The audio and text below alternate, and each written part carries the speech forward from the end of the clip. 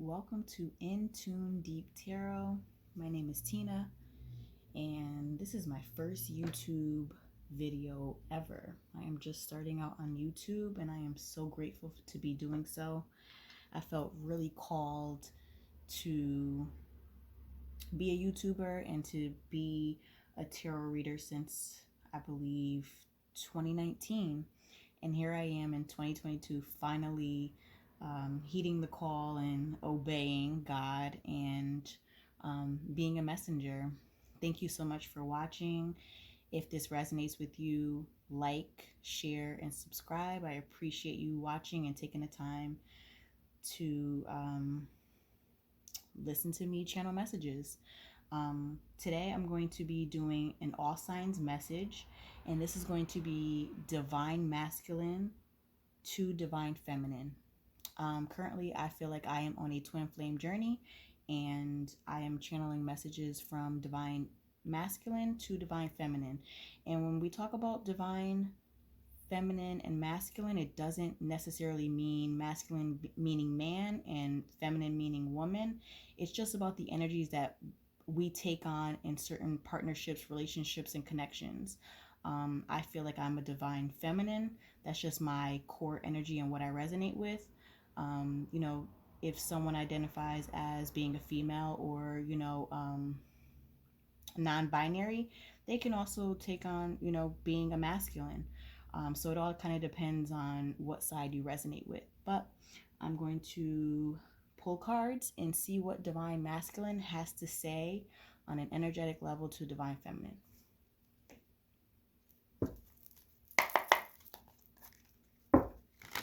Divine masculine, what do you have to say to your divine feminine?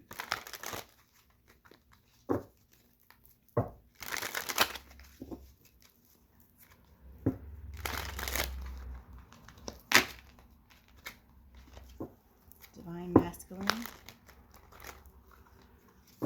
to divine feminine.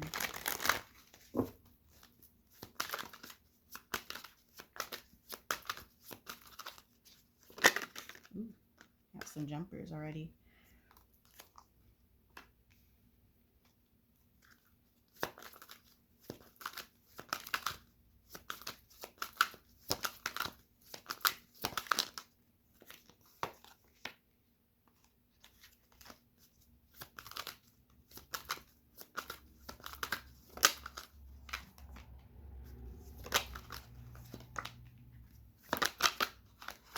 Just jumping out today.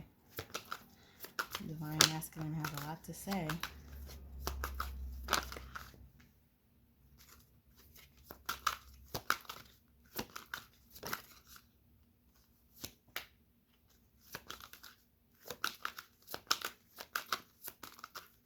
One more card.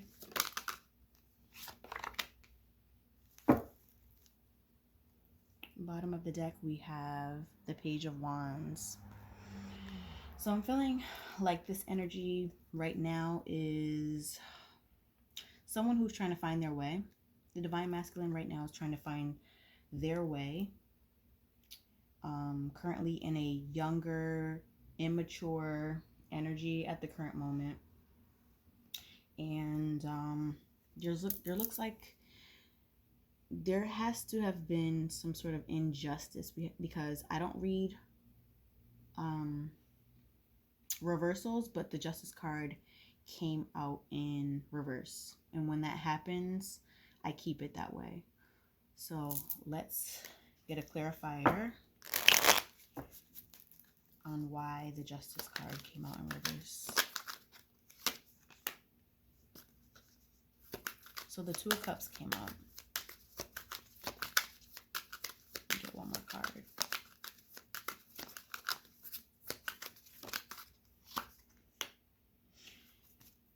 So I feel like there's been some sort of conflict in your connection with, or in the twin flame journey connection. The divine masculine seems to have some sort of conflict. It could be internal conflict, or it could be conflict between divine masculine and divine feminine. It seems like someone has gone cold. I'm almost getting a sense that it was the divine masculine. The masculine here seems to be coming off cold, and that has caused some issues in the connection. His energy is, or their energy is coming up as King of Swords, which is a cold energy, very logical, trying to keep heart and emotions out of some things, and they could be hiding from a mask, because the first thing that came out to clarify the Justice in reverse was the Two of Cups. So there is definitely a connection here. These two people mutually feel emotions and connection, but for some reason the Divine Masculine is coming off as cold and not really caring, and it's causing some sort of conflict in a connection. I do see that the Divine Masculine is very attracted to the Divine Feminine because of the Queen of Wands energy here.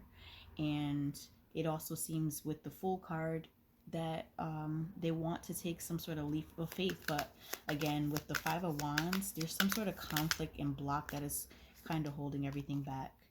And with this card coming out to clarify these two, maybe there will be some sort of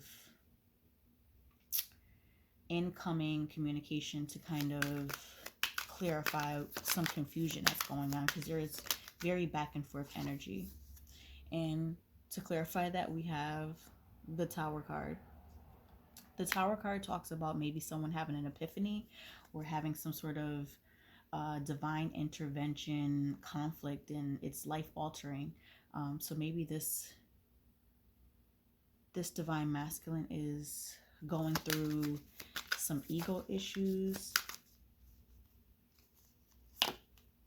maybe something financial, with the King of Pentacles and the King of Coins from two different decks showing up.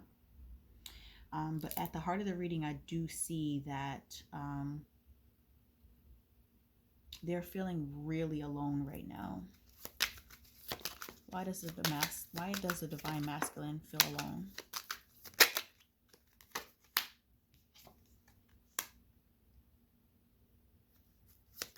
Get one more card.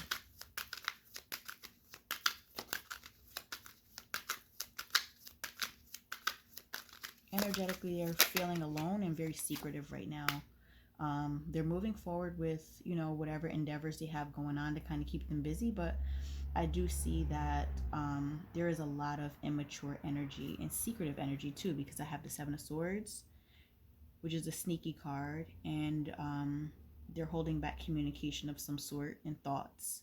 And then I also have the High Priestess, which is also someone taking time to secretly go within and connect with their intuition right now. So it's almost evident that the Divine Masculine and Feminine are in some sort of separation right now. But to clarify the Seven of... So we have the King of Cups. Sneaky energy about having feelings. And again, we had the Two of Cups come out to clarify some sort of injustice that's going on. Because again, we had the Justice card come up in reverse. It's almost like someone is self-sabotaging and sabotaging the connection right now because they're so unsure about their feelings. They do see you as stable. We have the Queen of Pentacles and also the King of Pentacles here. There is connection for sure here. But again, someone is really scared, and I see a lot of Page energy, and the Page energy is an immature energy that's just not sure, just getting a footing, not quite a king or even a knight yet. Knight energy is very flighty. Page energy is very immature, but in the workings of moving toward stability, or becoming someone who can be more in tune with their emotions and stable with thoughts and finances, and also following their dreams and passions.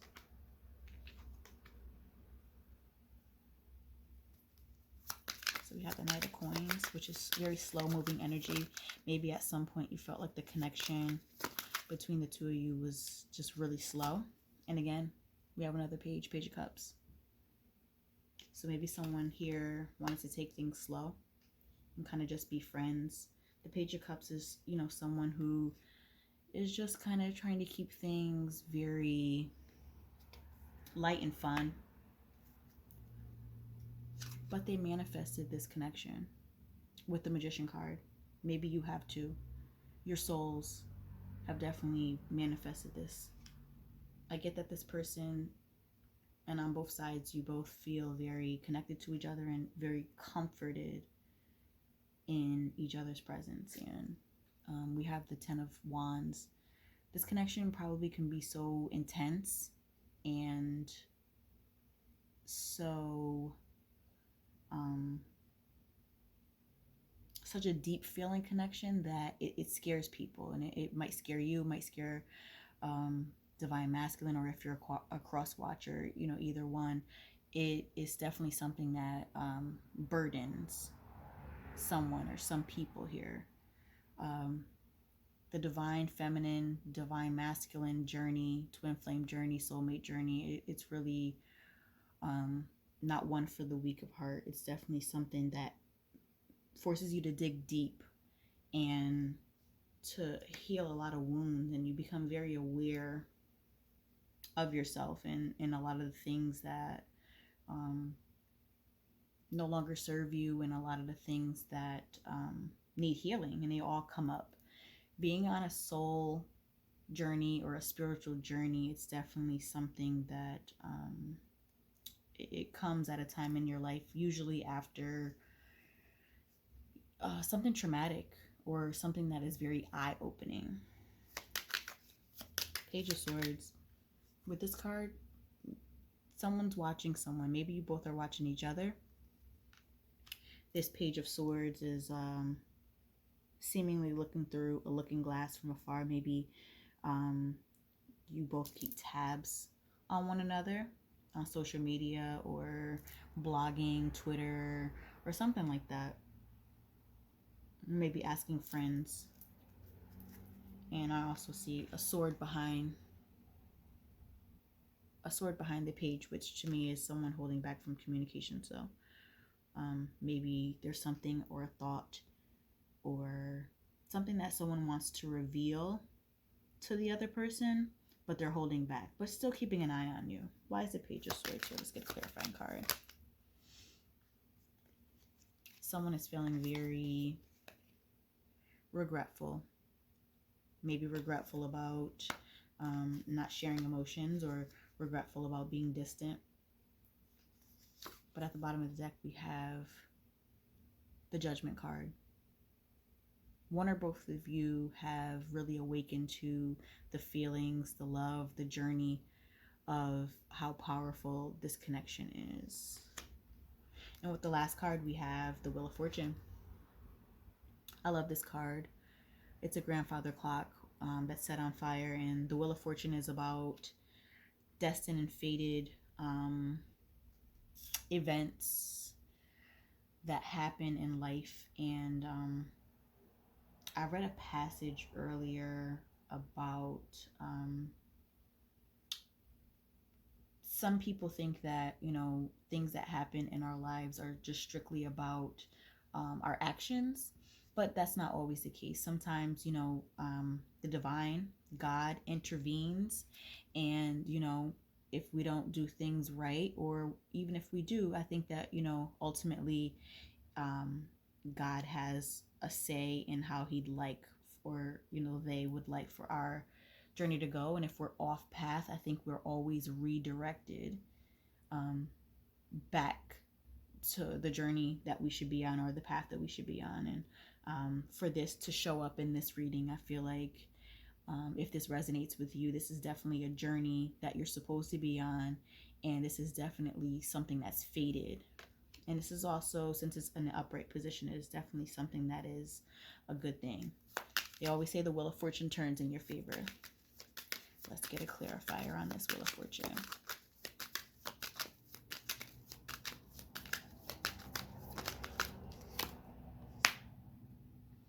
The The Wheel of Fortune is clarified by the Seven of Cups. The Seven of Cups to me is a card of free will. To me, it speaks about right here. It's feeling like, we all have a choice in this journey, whether we want to be on it or not. Nothing that we do in this life is something that we have to do. It's a choice that we make, and I think a lot of times we have to follow our hearts. But more importantly, we need to use logic in everything that we do. We have to have a balance between our minds and our hearts, the logic and the emotions. And so, with this journey, I think that we have a choice to stay on it. If you feel a pull to stay on it, you can. And if you don't, then, that's your choice. And this also could mean that, maybe we have choices in love, since they're cups. Choices in love, choices to chase a career, choices to hide our emotions or to be manipulative. We all have choices to do good or do bad. And it's funny that the Wheel of Fortune is clarified by the Seven of Cups, but at the bottom of the deck we also have the Wheel of Fortune again. So that just seems like a very relevant sign.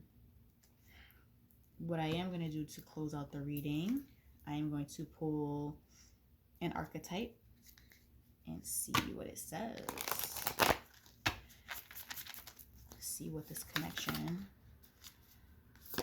Oh, we have one already. And we have the Eternal Child. I'm going to read from the book because I don't remember this one by heart.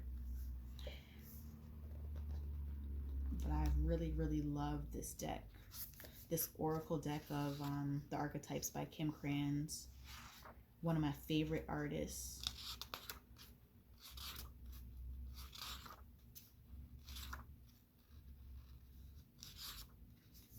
The Eternal Child.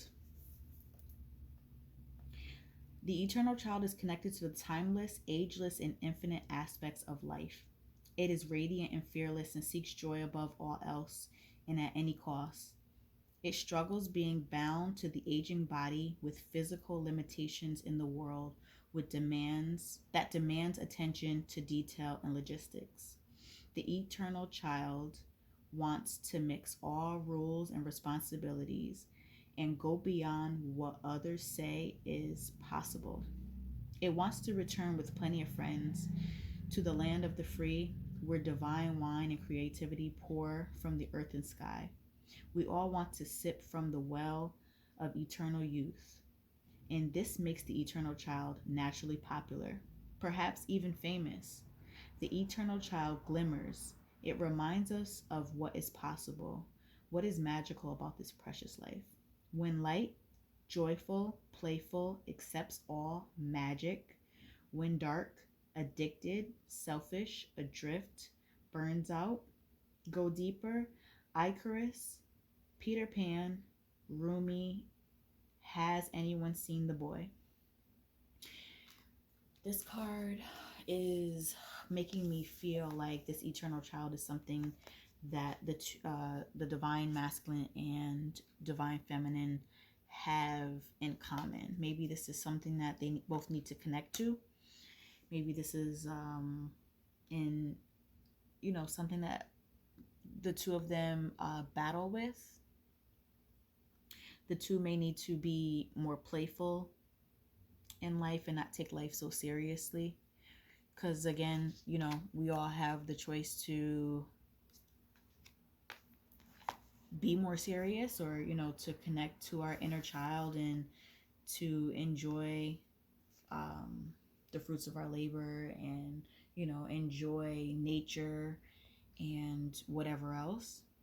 And then the dark side to that is to kind of do that too much and become too addicted and too selfish. I think this card is really calling out to both the divine masculine and feminine to connect to that eternal child, and to be that eternal child, and to remain ageless and timeless, and to feel like anything is possible. I think we can get so caught up in feeling like we need to grow up too fast, or um,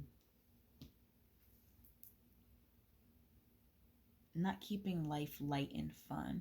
And I think that's very important as we grow older. But that's all I have for you today.